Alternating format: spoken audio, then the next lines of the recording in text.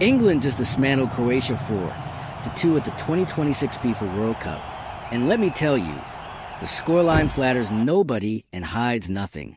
Because for 45 minutes in Dallas, England looked shaky, nervous, and genuinely punchable. Croatia kept hitting back every single time. But then the second half happened, and everything changed. Stay with me till the end of this video because I'm breaking down every key moment, every tactical turn, and telling you exactly what this result reveals about England's real World Cup chances. If you're new here, hit subscribe and tap the bell so you never miss a breakdown like this. And drop a comment right now telling me your scoreline prediction for England versus Ghana. Let's get into it. The first half chaos. England were twice pegged back by Croatia in the first half, and the nerves were showing badly. Kane stepped up for a penalty in the 9th minute after Maduk was brought down in the box, but Livakovic saved a stuttering spot kick. Fortunately for England, the penalty had to be retaken due to encroachment and the goalkeeper coming off his line, and Kane made no mistake at the second attempt. But Croatia kept bouncing back, leveling things up each time England took the lead. This became one of the very few World Cup matches in history to see both sides score twice before halftime. England looked anxious and overcautious, constantly second-guessing themselves and dropping into a low block that felt completely against everything Tuchel had built. The Tuchel halftime reaction. This is where the entire match turned on its head. Tuchel clearly walked into that dressing room and demanded his players stop playing scared, get on the ball, press higher, attack the half spaces, and be themselves. They listened. Just 2 minutes into the second half, Jude Bellingham drove down the right, burst into box, and fired into the far corner to restore England's lead. That goal broke Croatia's spirit completely.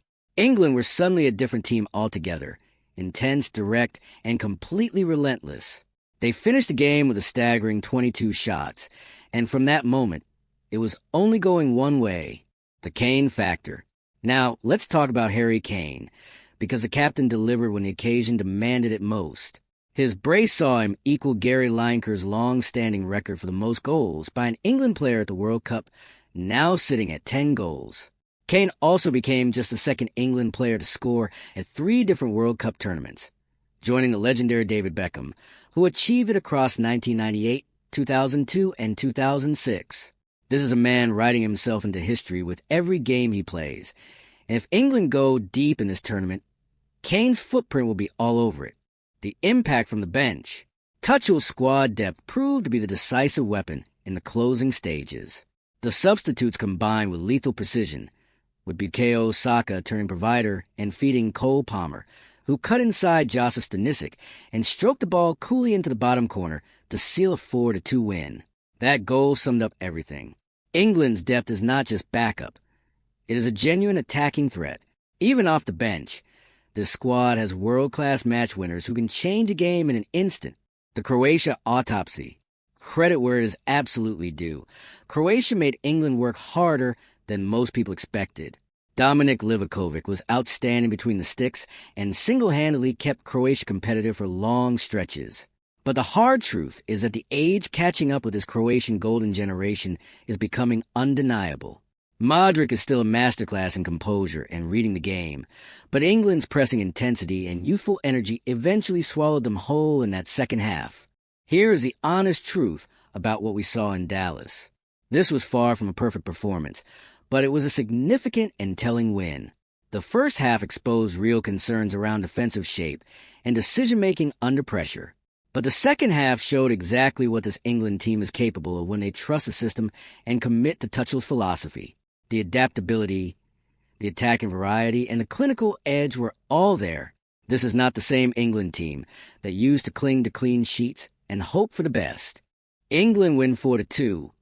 Kane equals Lineker. Bellingham delivers, and the bench proves its quality. But defensive questions remain, and tougher tests are coming. If England can lock things down at the back while maintaining that second-half attacking fury, this squad has the tools to go very far in this World Cup. The talent is not in question. The mentality is growing. And Kane is on a mission to leave the World Cup as England's all-time top scorer and hopefully lift that trophy. If you enjoyed this breakdown, smash the like button, share it with a football fan who needs to see this, and subscribe if you're not already part of the family. I will see you in the next one.